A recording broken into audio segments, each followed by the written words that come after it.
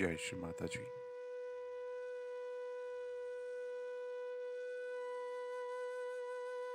Let us all bow down to Shri Mataji. She is our Mother Kundalini and put Bandhan.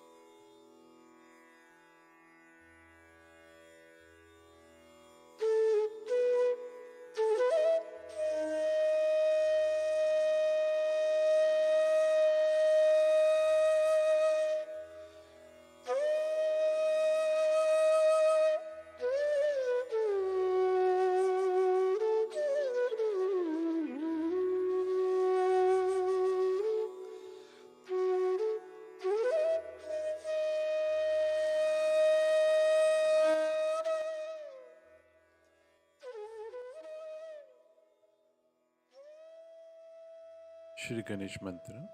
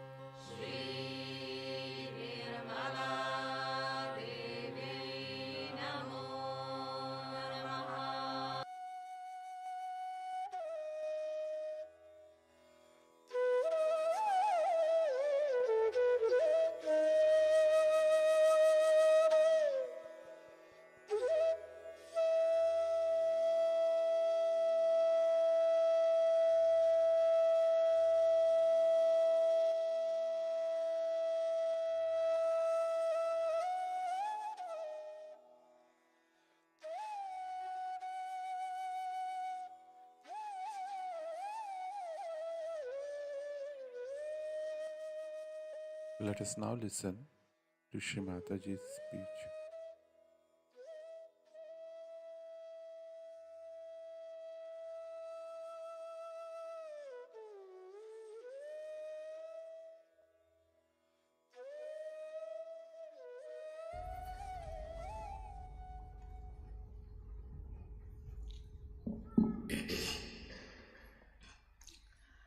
I bow to all the seekers of truth.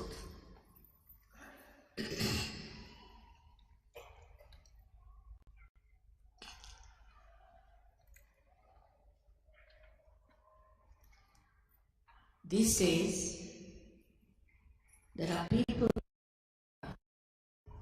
going all over the places to find out the enlightenment. And there are so many books available, so many people who talk about enlightenment. And this is only in this special age which I call as the blossom time. It's happening. If they are not seeking the truth, that means they are not yet evolved as they should have been. But this is a special time that we call as the last judgment, and that time has come. And the Quran is called as Qiyam, and described very clearly what will happen at this time. All these have been indicated in all the books which are, I would say, mystical, or we can call as religious, whatever you may call it, the mystic part.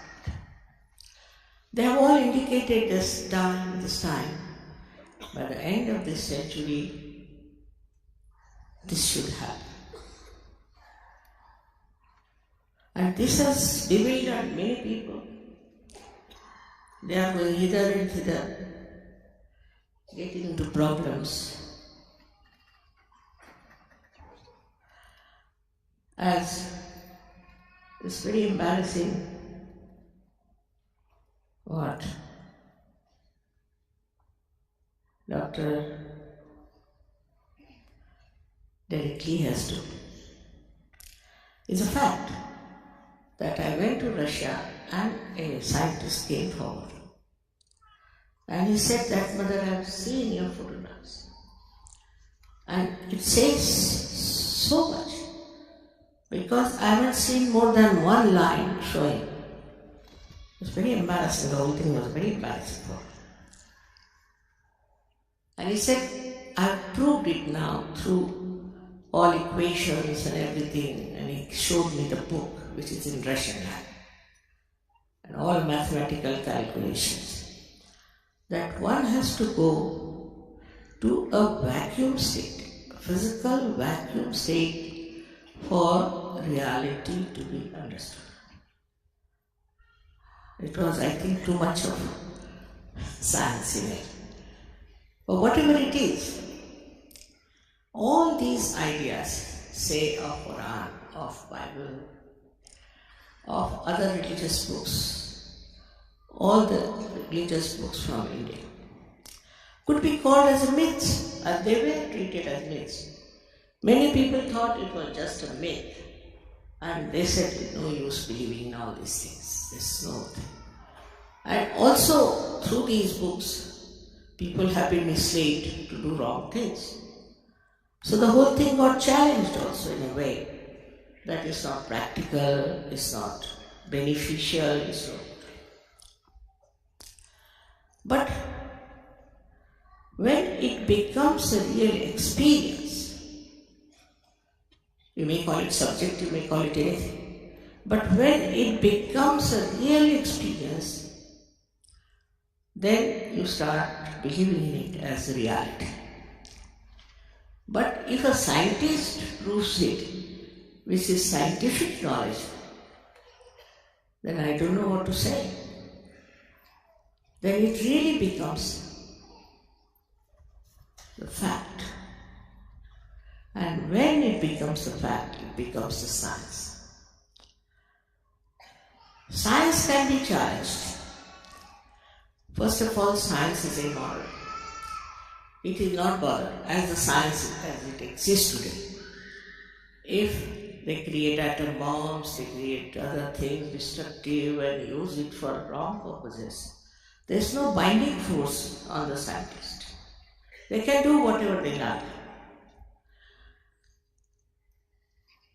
And people can use it the way they want to use it. But when it comes to divine force, the science is perfect, I must say. You cannot challenge that science. You cannot. Everything that you know through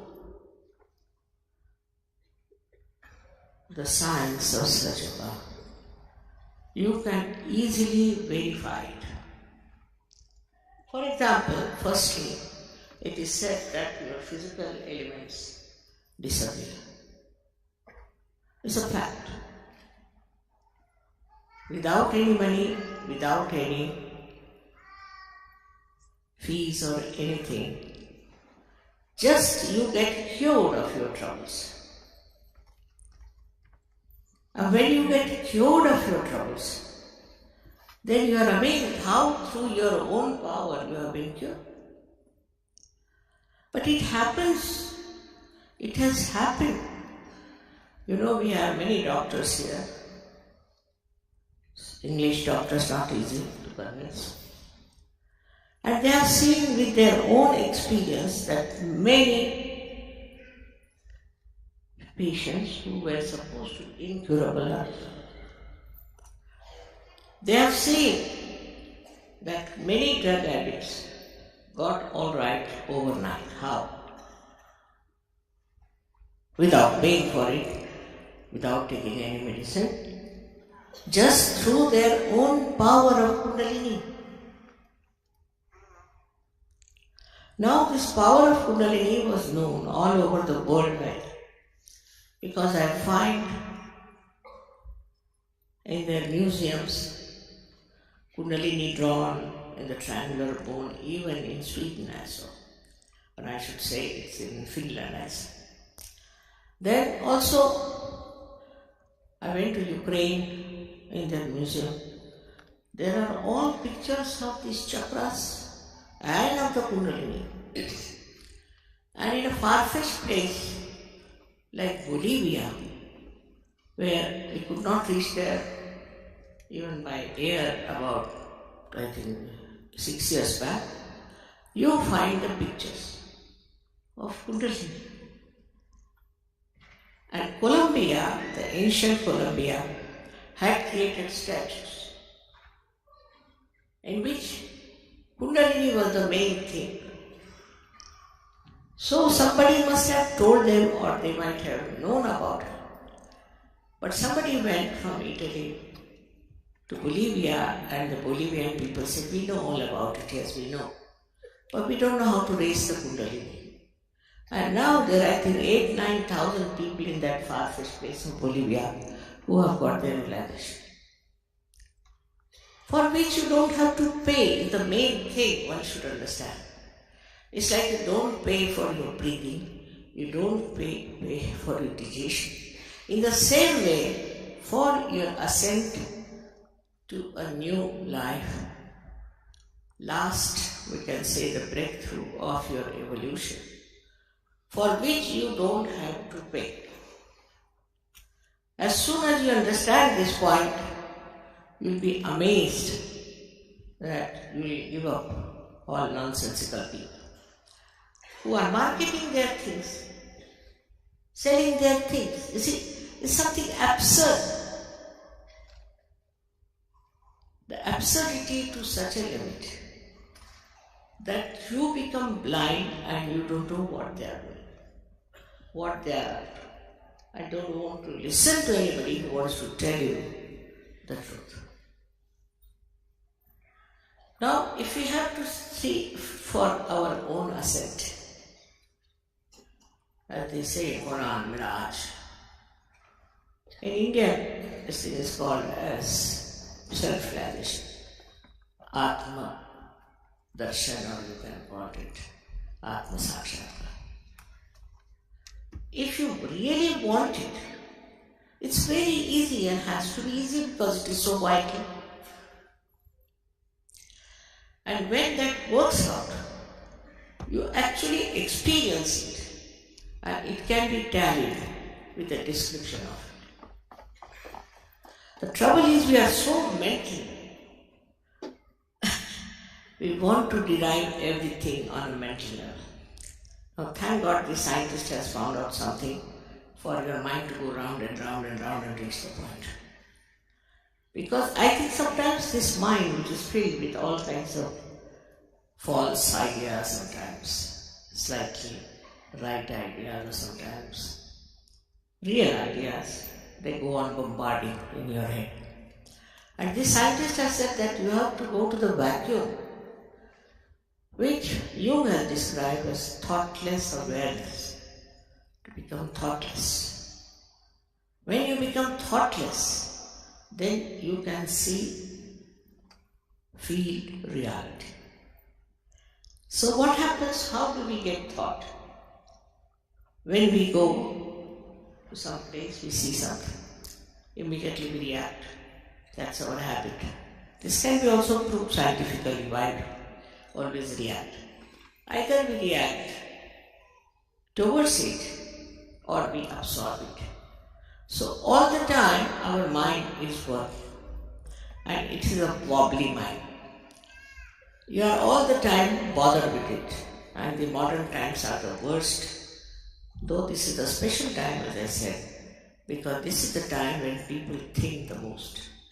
And this thinking goes on acting in such a way that they suffer from all kinds of diseases. Also, sometimes this mind doesn't tell you that this is wrong, that is wrong. You go on doing things, for example, Hitler, how he behaved, how he killed so many people, but he never realized he was doing something wrong. Never. Ultimately, he killed himself because he was afraid that he'll be caught, but not that he repented. So they go on doing wrong things all the time without knowing that they are doing wrong things. Now to say this is sin, that is sin, only fills people with fear, that's all, and guilt. But actually, when you become the self, with the light of the self, you know what is right and what is wrong, what should be avoided, what is not beneficial for you. You just know, because you know about yourself. You get the self-knowledge. That is, you can feel your centers are being told to you on your fingertips. This again is said in the Quran, that at the time of Qiyamah, the last judgment, your hands will speak. But whole thing gets perverted sometimes by using it for a wrong purpose. That's how we have destroyed sometimes the real knowledge, the subtle knowledge of our being. It's nothing to stand for hours together on one leg in Himalayas, torturing your body. You don't have to torture your body at all. People think that if you have to perfect yourself, you must torture. This body is the temple.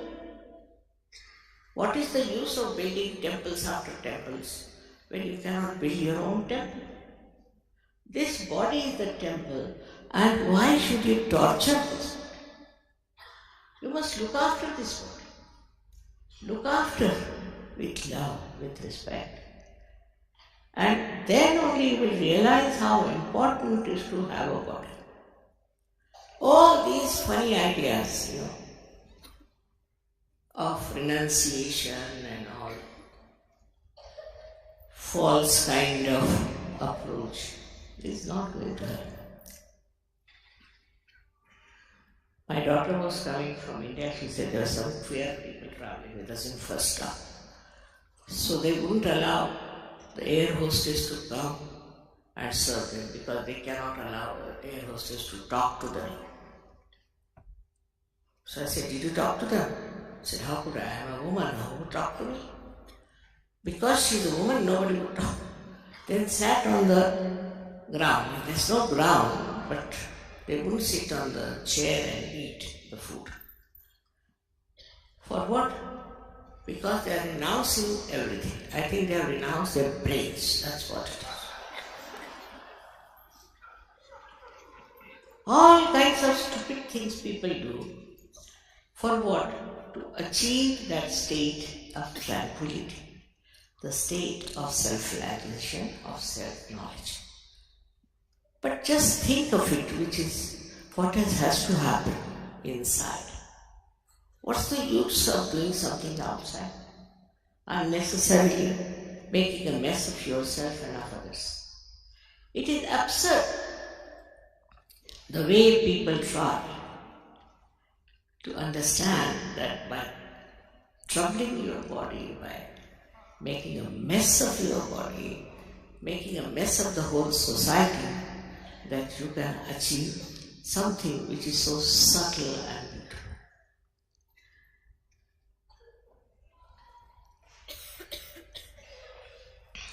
Now the scientists call this all-pervading power, as I say, of divine love, as cosmic energy.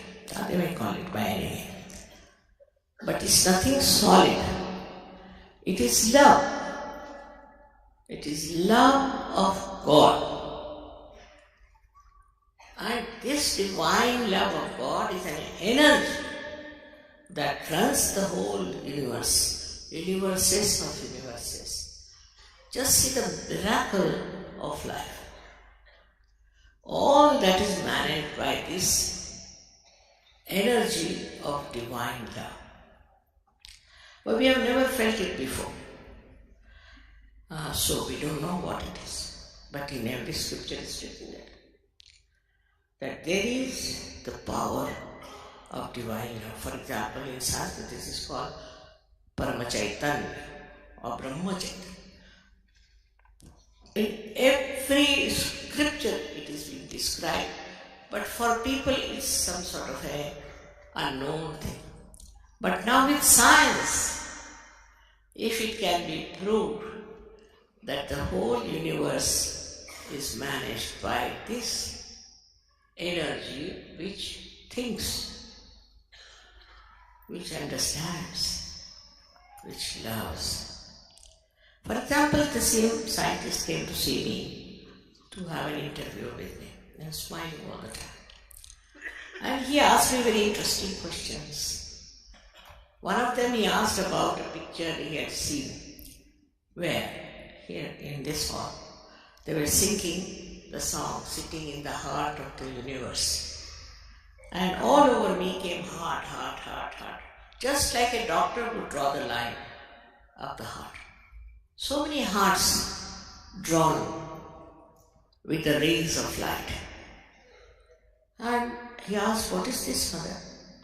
How do they know that they are singing this song? I said, because I know, so they also know. Precisely how do they do things?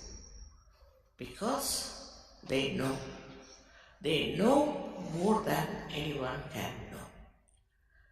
Not only that, but the way our genes and all those things are there is a very subtle thing, no doubt, but it's all managed by this power of divine love. Please understand, there's nothing to fear, nothing to get upset, nothing to starve, nothing to climb Himalayas, nothing needed. This power loves you, and it is around you. Here it is. It is everywhere. And it pulsates, it vibrates, it creates everything. Also, the scientist told me about Einstein, who said that all these ideas come to me not from within but from without, as if somebody is pouring these ideas into me. And he said, I felt the same way, and so many scientists feel that. Surprisingly, in Russia, the scientists are very open-hearted. And at the time of Stalin, they were all arrested and put in a place called Novosibirsk, where they were living. And there they developed, you see, this subtle side, because they were not allowed very much to do other things. So they developed the subtler side of human beings. And there they found out also about auras. He's one of them. Auras, that human beings have auras, and from the auras you can diagnose their disease. But now, after seeing my photographs and all that, he has reached the proper conclusions, surprisingly, and I hope I'll be saved from all kinds of people who criticize Sahaja Yoga as a cult or this and that. It is not. It's a living process. Whether you are a Hindu, Muslim, Christian, anything is meant for you, and it is your right, your birthright to have it. And then after that, once you get the sprouting of the seed, you must allow the seed to grow. Actually, those people who talk of social work, talk of helping others, doing this for them and doing that for them, have to understand first you should be empowered. You must have the power within yourself to help others. But if you just come to my program, they always say, Mother, for your program the whole hall is full. And then they start disappearing, especially in England. Very surprised. England is the heart of the universe. And how could they be so careless about their ascent and so careless about developing their own huge big tree of love? They are the best suited and they have to work it out. But they don't. They don't take it seriously. Why? I don't understand.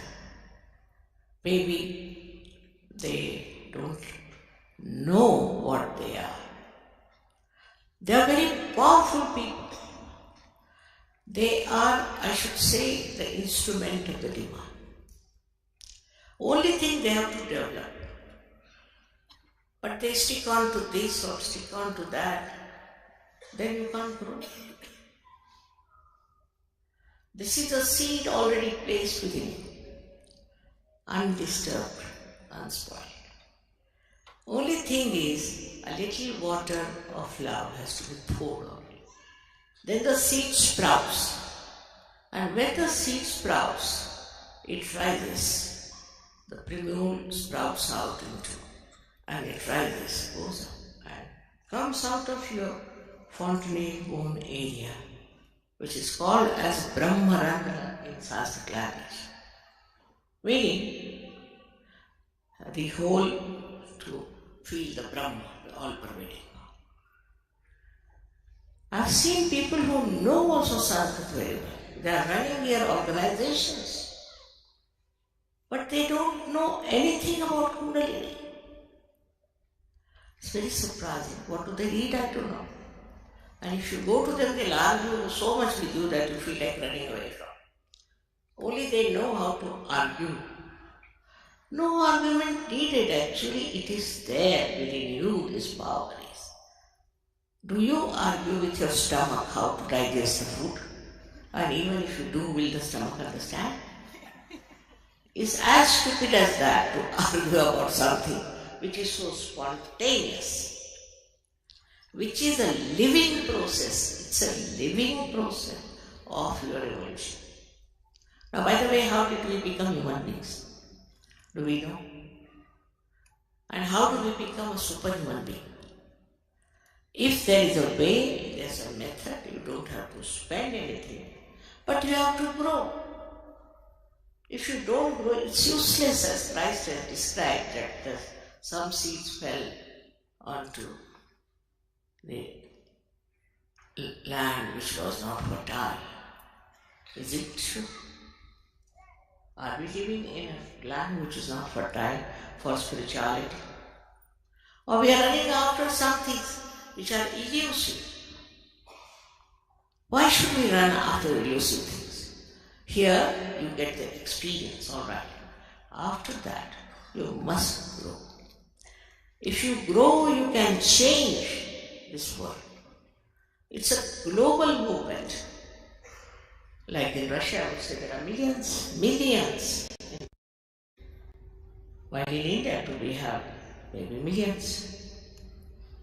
And also Austria, so many countries have got it. Italy, imagine. Their people have awakened, so why not in England? And the leaders of England are rather upset with the English. They think this doesn't work out for them. I can't understand, because this is the 7th time I am here. And 7th heavens you have to know. That you can know without any difficulties, without paying anything. The whole knowledge is free. Is it? Because it is free, you don't care. They have asked me to talk about it. Okay, otherwise, it's not worth talking about these things. Your country is such, it's like really the heart, and it circulates all over the world. All your newspapers, they may be useless, but they circulate. All your media, whatever they may publish, it circulates all over. We don't know about Americans, though it's supposed to be a very great country. We don't know about any other country so much as we know about India. How? Why? Monarchy is so many places, but we know everything about monarchy from England. Why? How? How do we manage? It's worth asking this question. There's something special about this country. I lived here for years. I worked hard. I went from north to south, east to west. Perhaps I left no city which I did not visit. But the situation is such that when they get realization, they are very happy, they start jumping, and after that they forget about it.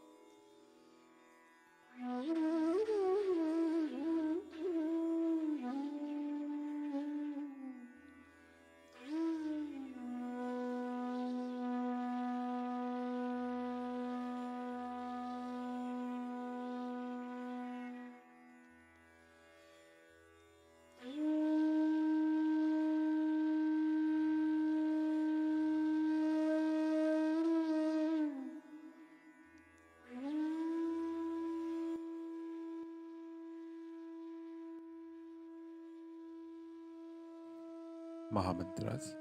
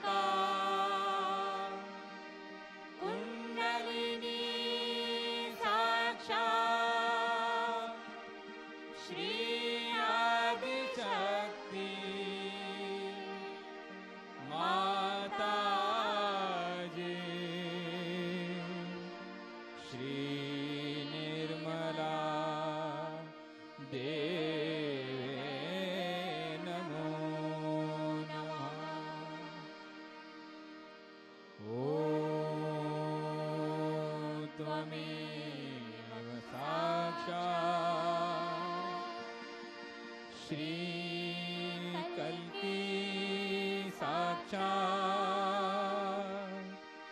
Shri Adishakti माता जी श्री निर्मला देवे नमो नमः। ॐ त्वमेव साक्षात् श्री कल्की साक्षात् श्री सहस्रार स्वामिनी मोक्ष प्रदायिनी माता जी श्री निर्मला देवे नमो नमः। श्री निर्मला देवे नमो नमः। श्री निर्मला देवे नमो नमः।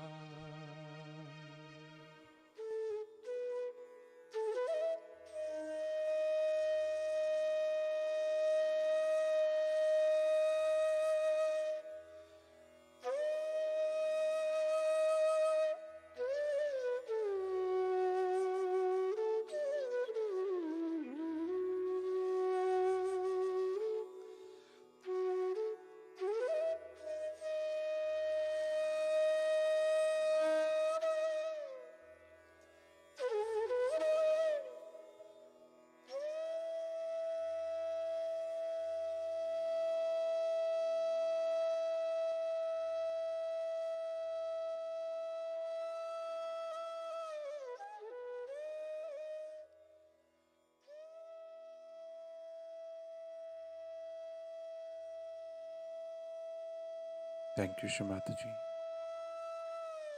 for all the blessings.